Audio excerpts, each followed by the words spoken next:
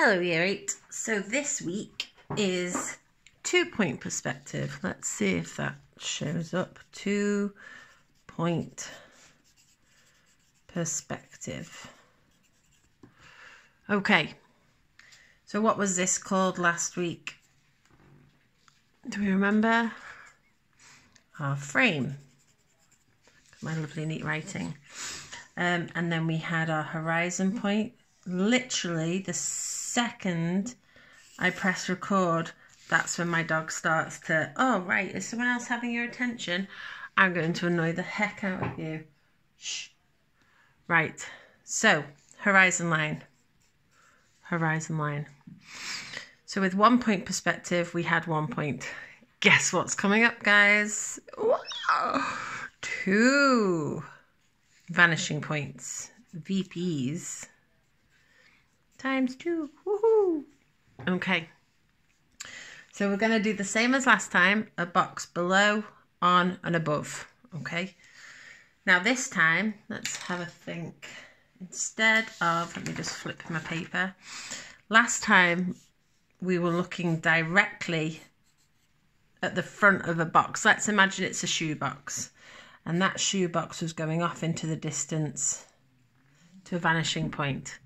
This time, 2-point perspective is we're going to look at an object on its side and how that goes off into the distance. So the first line that we draw will be that one. Okay, so we're going to be below our horizon line. See how I'm off center. There's my middle, so I'm kind of coming off here. Depending where you put this will depend on how your drawing will look. So if you think, oh, mine doesn't look like Mrs., it's not a problem. It might just be that you were here, or do you get it? Now I've pressed hard on that line because that line is going to stay. The following lines are converging lines, so they are going to be super light. This is where I used the red line last time. So super light, going off to the vanishing point to the right. Okay, the next ones are going to go off to this vanishing point. Super light. Hopefully you can make them out. You see them? Okay, so I said I wanted it to be the proportions of a shoebox. So I'm going to make it that the short end is going that way and the large end's going this way, as it's a cuboid. So ruler on, none of this, okay? You have to keep it perfectly vertical.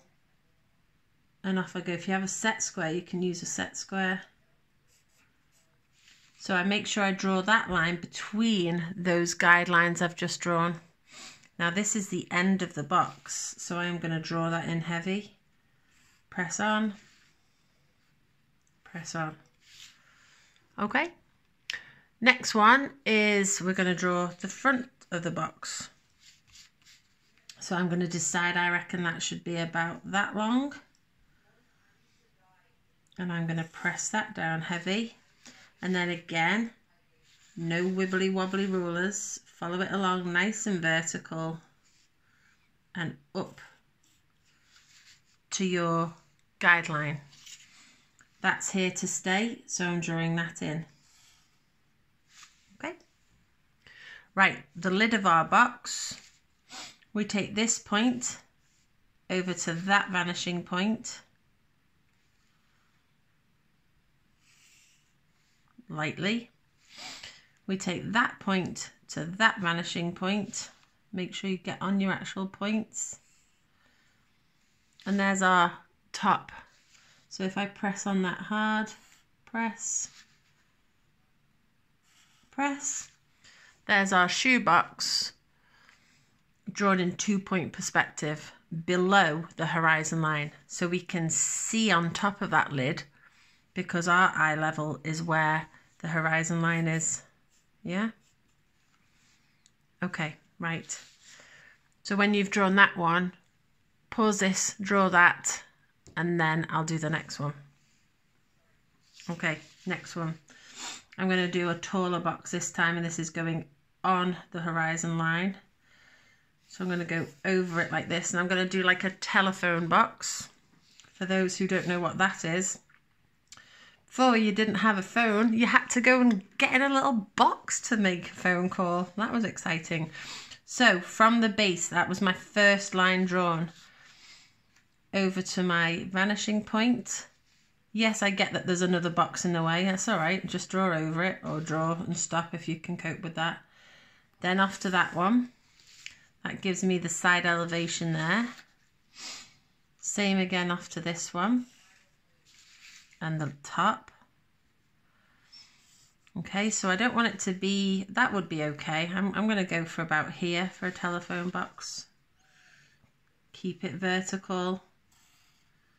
There's that side. There's its base. That side done. This one, let's just check, I reckon about here. So that can go straight up to meet my guideline, my converging perspective line. And there's my box. Yeah. So again, you can pause now while you just get that right. And then I will do the third box floating in the sky. Excellent. Right.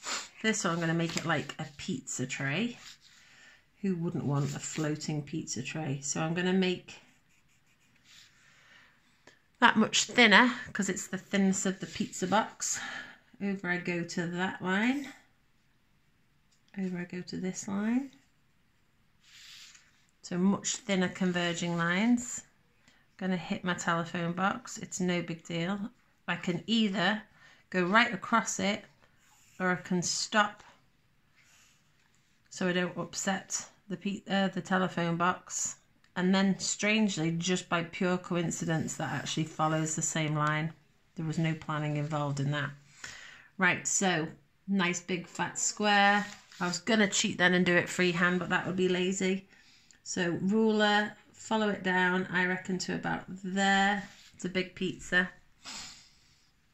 And then on this side, I'm going to go with there to make a square shape. And then I go that one to this side, that one to that side, and that's given me the shape. Now I don't think that's very pizza-y looking. I think that's a little bit square. So what I could do is, if this works, this rubber, I'm going to just adjust that line. That was like a ta-da! Oh. I'm just going to make that a little bit shorter. So I'm going to have that line go there. And then that one over to there. And that gives me a better, it's still not blinking perfect, but it's better than it was, a pizza box. Now with 2-point perspective, it means like with both of them, you get lines drawn everywhere, don't you? Could have gone skinny with that box. So if all these lines are annoying you, you can rub them out, but I like them there because they seem like little stepping stones. So with this one, if I say the sun is up here, shining that way if I want to, watch my shading, and this is very rushed. See how I straighten up when I get to the horizon line, and then as I come down, I follow that line there. Look at that mess. Underneath, where do I reckon the light would hit here? It definitely wouldn't hit there, so I'm going to go dark there. Like so. I reckon some light might get under there, so I'm not going to go crazy dark. Light would hit here. On this one, we would get a shadow cast off that, wouldn't we? But I'm going to do shadows at another time. So definitely dark here, and again, get my colour going towards, not colour, tone, going off towards the vanishing point there. This would be in shadow. I haven't done what I did before, I've just shaded it in. I guess this would be in shadow as well. I won't be lazy, follow the lines of the guidelines. So highlight, highlight. There would be a highlight here, but we can't see it. And there are 3 boxes of different proportions drawn in 2-point perspective. Do a smiley face. Ding. Very happy. Right, that's video number 1. Video number 2 when you're done.